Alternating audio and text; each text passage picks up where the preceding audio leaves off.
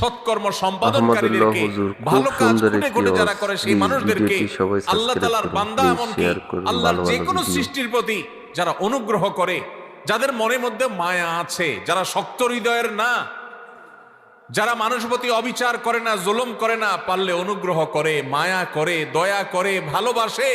মানুষ তো মানুষ, আপন তো আপন, এমনকি শত্রুর প্রতিও সে অবিচার করে না, পারলে অনুগ্রহ করে। এই মানুষগুলোকে আল্লাহ তাআলা ভালোবাসেন।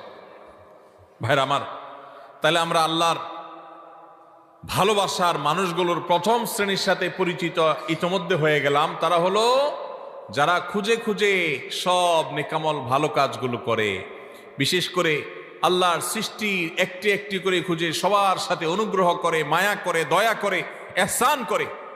আমরা সেই কাতারে শামিল হওয়ার চেষ্টা করব তো ইনশাআল্লাহ। হে আরশে আজিমের মালিক, আপনি আমাদের সবাইকে মুহসিনদের